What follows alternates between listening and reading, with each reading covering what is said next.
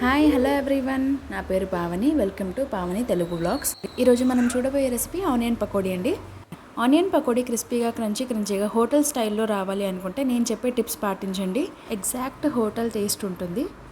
Onions మరీ సన్నగా కాకుండా ఇలా మీడియం సైజులో కట్ చేసుకోవాలి. మరీ సన్నగా కట్ చేసుకుంటే తొందరగా మాడిపోతుంది. మరీ పెద్దగా కట్ చేసుకుంటే ఆనియన్స్ వేగవు అని మాత్రం గుర్తుపెట్టుకోండి. ఇప్పుడు 1.5 teaspoon of red chilli powder వేసుకోవాలి.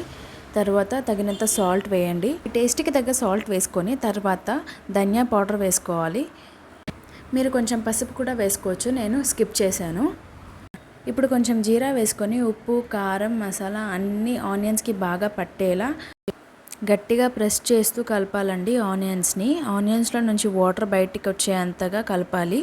నేను చూపిస్తున్నాను కదా, అలా వాటర్ లాగా ఉండాలన్నమాట. ఆనియన్స్లో నుంచి వచ్చే వాటరే చాలా యూజ్ అవుతుందండి.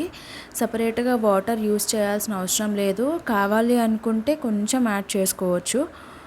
నేనైతే 6 మీడియం సైజ్ ఆనియన్స్ తీసుకున్నాను. దానికి 1 కప్పు శనగపిండి సరిపోతుంది. కొంతమంది దాంట్లో ఎక్కువ శనగపిండి వేసేసి దాన్ని పకోడీ అంటారు. అది పకోడీ కాదండి, అప్పుడు ఉల్లిపాయ బోండా అవుతుంది. ఉల్లిపాయలు ఎక్కువ ఉండాలి, శనగపిండి తక్కువ ఉండాలి. అప్పుడే క్రంచీగా టేస్టీగా హోటల్ స్టైల్ పకోడా రెడీ అవుతుందండి. చూసారు కదా నేను ఎంత ముద్దగా కలుపుతున్నానో. మనం ఎంత ముద్దగా కలుపుకుంటే అంత మంచిగా క్రంచీగా వస్తుందండి ఆనియన్ పకోడీ. స్టవ్ మీద కడాయి పెట్టుకొని మనం పిండి వేసిన తర్వాత పిండి మునిగేంతగా ఆయిల్ పోసుకోవాలండి. అలా అయితేనే ఆనియన్ పకోడీ చాలా బాగా వేగుతుంది. ఇప్పుడు పిండి తీసుకొని వేళ్ళు కదుపుతూ పిండి వేసుకోవాలండి. ముద్దలుగా వేసుకుంటే అక్కడక్కడే బోండాలాగా అయిపోతాయి అన్నమాట. మరీ ఎక్కువ దూరంగా వేసుకోవద్దు, కొంచెం ముద్దలుగానే వేసుకోవాలి. పకోడీ మీడియం టు హై ఫ్లేమ్లో వేయించుకోవాలండి. ముందే హై ఫ్లేమ్లో వేయించుకుంటే తొందరగా మాడిపోవడం వల్ల పకోడీ టేస్ట్ మొత్తం మారిపోద్ది. కొంచెం ముద్దలుగా వేస్తాం కాబట్టి పిండి లోపల అలాగే ఉండిపోద్దండి, అస్సలు వేగదు. కాబట్టి మీడియం టు హై ఫ్లేమ్లో వేయించుకోవాలి. ఇప్పుడు మళ్ళీ వేసి చూపిస్తాను చూడండి. Onion pakodi evening time best snack అండి. అన్నంలోకి కానీ దేంట్లోకైనా చాలా బాగుంటుంది. బెస్ట్ స్టఫ్ రెసిపీ అని కూడా అంటారు. ఆనియన్ పకోడా సరిగ్గా వేగింది అని తెలుసుకోవాలంటే పకోడీ వేసిన తర్వాత ఆయిల్ పొంగు కొంచెం తగ్గుతుందండి.